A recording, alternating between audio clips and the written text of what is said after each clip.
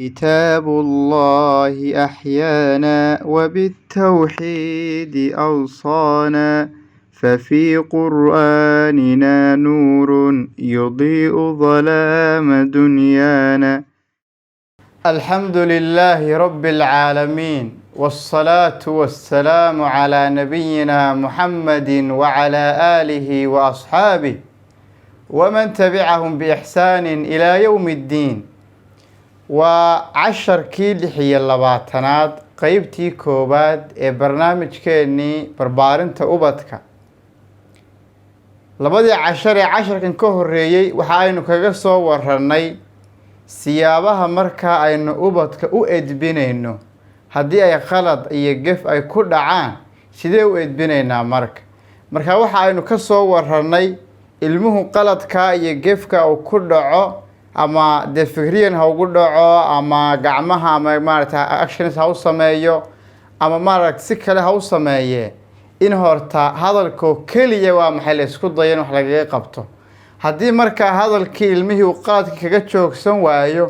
in inta marka loo tago yani la tuso oo la yiraahdo yani sidaas ma aha sidaas samay shayga maanta waa qalad bari sidaa u samay haddaba haddii ilmihii marka uu labada waxba marka ku qaadan waayo waxaynu marka u galeynaa at-tadarruj fi ta'dib ad-difl yani qaabab haddaba hoose marka oo kale aynu marka u edbinayno marka qaababka marka waxa kamid ah de qaybtii marka usha iyo marka dhagada iyo garaaca marka aynu u gudubno qaybta ugu horeysa marka waxaynu ka bilaabaynaa ilmuhu qaladkii waa galay waad la hadashay uu qaadan waayay waad tustay waad u sheegtay waxba ku qaadan waayay marka waxaad sameynaysaa oo loo baahan yahay in la sameeyo nabiguna calayhi salaatu wasalaam marka dadka amri jiray oo saxaabadiisa u sheegi jiray in marka usha ama dhagada ama sawdka ama casaaga ay meel saa marka u saaraan oo saa maxay meel guriga kamida ay u suraan marka si marka ciyaalka iyo deewaa maxay cid kaleba ay u halka markay ka arkaan ay ka baqaan marka oo ay ka joogsadaan waayo ubadku way kala duwan yihiin oo qaar markay u halka la saaro halka arkaan waalidka u saaran tahay de halkaas iyada maxay kaga baqanayaan halkaas waa maxay qaladkii iyo gefkii marka ay ku jiray kaga joogsanayaan isla markaana waxay u degdegayaan oo marka maxay sameynayaan inay shayga ay ka laabtaan oo sida saxda marka ay u qabtaan ayna joogteeyaan akhlaaqdooda marka ay sida ku wanaagsanaato waa bimujarrad oo kaliya waa maxay u shaaso ay arkaan oo kaliya nabiguna calayhi salaatu wasalaam sida marka ku soo kitaab adab al-mufradka xadiiska marka soo saaray imaam al-bukhari ee warinaya marka ibn abbas waxa uu leeyahay ana nabiy sallallahu alayhi wasallam amara bita'liq as-sawd fi al-bayt yani waa maxay nabigu wuxuu amray in marka sawdka iyo usha yara maxay halka marka de guriga marka la suro madar kale marka de Abdurrazzaq iyo Dabrani ibn Abbas waxay ka warinayaan inuu marka de nabigu lahaa maxay calliqu sawda haythu yarahu ahlul bayt yani waa maxay usha waxa saasana waa sudaan meel marka ay ka arkayaan marka dadka guriga de marka degan si marka waa maxay ay ugu edaab yeeshaan oo marka de edabtooda marka maxay ugu toosto marka ay ugu cabsadaan marka de isla marka usha la soo boodin ee marka adigu waxay usha halka ku saarnaato marka dad og tahay in ilmahaagu inaanu hadal iyo action aanu midna ku joogsanayn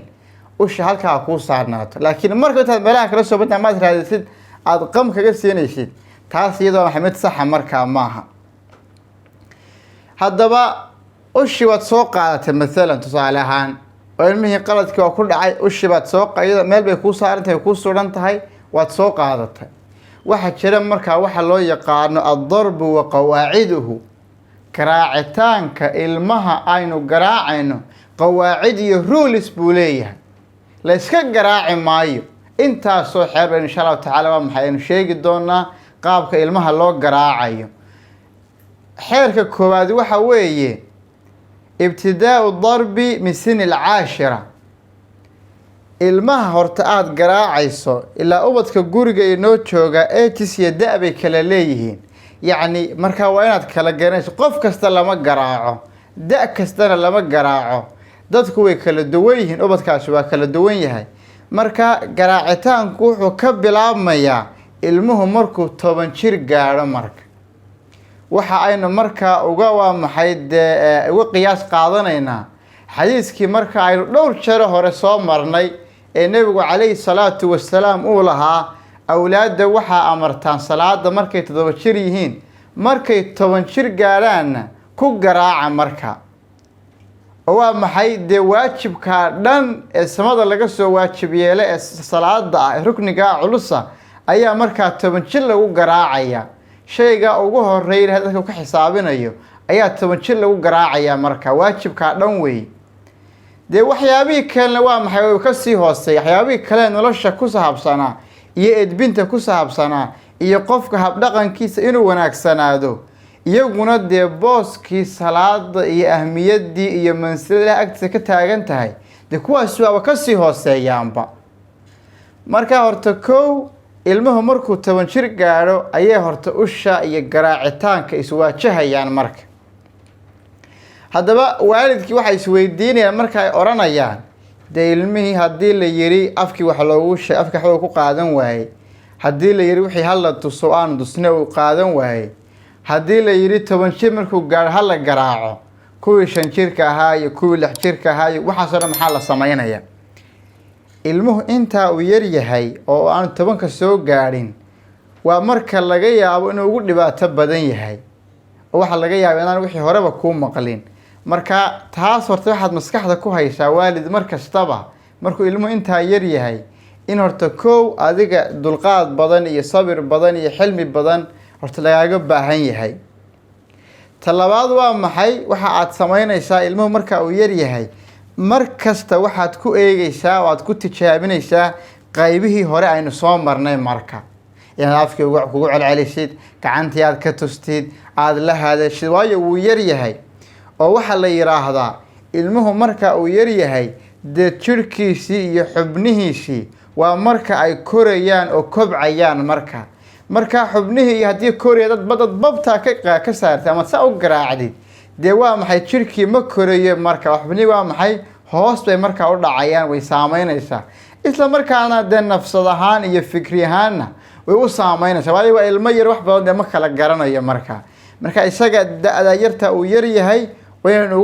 ugu cudur daarno. marka isla markaana aynu ku eegno hadal badan iyo tusitaan farfara badan. waxa markaa ku soo xigta haddaba garaacitaanka ilmihii 10 jir buu gaadhay. waxa balay 10 jir markuu hala garaaco, markuu 10 jir soo gaadho oo ushii la soo qaato su'aal kale markaa iyaduna imanaysa. waxaa imanaysa ilmihii haddaba intee laga jarayaa? marka yacni ushan aasheetay waa maxay? intee xabo ayaad markaa ka isagoo 10 jira intee xabo ayaa markaa la ogol yahay markaa inaad ka jartid? marka ma inaad waa maxay iska wadidba oo marka gacantu ay ku daasho ushii aad dhigtid, mise waa in marka ay kaa qabato aad garaacdid? yacni ma waxaan xad lahayn baa ma la iska garaacaya, xilliga doona la garaacaya? waxyaabo fara badan baa u baahan waa maxay markaa miisaanka la saaro, qaacidooyin badan la ilaaliyo. iyadana waxa kale jira waxyaabo fara badan. garaacitaankan aynu samaynayna horta markasta waa inaynu ogaano inaanu ciqaab ahayn. yacni qofkani dembi horta uu ku dhacay ma aha, ilmahani waa maxay dembi uu galay ma aha. isagu waa maxay? waa edbin baynu ka hadlaynaa. waa maxay? waa ta'diib weeye, tacsiis baa la yiraahdaa. marka isaga markuu yar yahay 10 jirkii uu soo gaadho garaacitaankiisu waa maxay? 3 buu noqonayaa. marka yacni 3 ulood inaad markaa ku dhufatid weeye. marka waayo waxa la yiraahdaa dee diintu xuduud bay ka hadashaa. nabigeenu calayhi salaatu wasalaam xadiiska uu soo saaray markaa imaam al-Bukhari Abu Hurayra warinayo, saxaabo kalena ay soo saartay. yacni waxa uu leeyahay waa maxay? laa yujladu fawqa 10 jaladatin ila fi haddin min xuduud illah, ama fi 10 markaa sawdina way soo aroortay. xadiiskaasina wuxuu ku tilmaamayaa yacni wax la jeeldin maayo, waa maxay? wax la garaaci maayo 10 wixii markaa ka sareeya ilaa haddaan markaa dee xad ahayn. xadkii marka ilaahay dadkii xuduudda ahaa kuwaasoon baa la garaacay. oo tusaale xadka waxaa laga wadaa yacni qofkani xad buu ku dhacay tusaale ahaan, oo dee qofku markuu macsiyo sameeyo ama tusaalahaan dee qisaasti oo kale ama uu qof dilo ama markuu dee qof dilo oo kale ama uu diintii ka laabto oo kale ama uu zinaysto oo kale ama uu waxado oo kale yacni kuwaasoo dhan qofku kuwa dembi iyo dembi culusa macsiyo abuu ku dhacay kuwa iyaga ciqaab culus baa saaran marka hadduu dembida culus ku dhaco qofkaasi shay ilaahay joojiyey buu ku dhacay marka waa dembi marka isagu dee 10 iyo wax ka badanba waa maxay inta aynu ka hadlaynaa qaarba xad ilaahay marka u sameeyay u dajiyay marka ayay leeyihiin marka 10 ka waa maxay ka wada sareeya laakiin inagu taynu ka waramayna waa maxay waa ta'diib ilmaha yar aanu garaacayna dee waajib ilaahay u jiiday maxay mu jabinin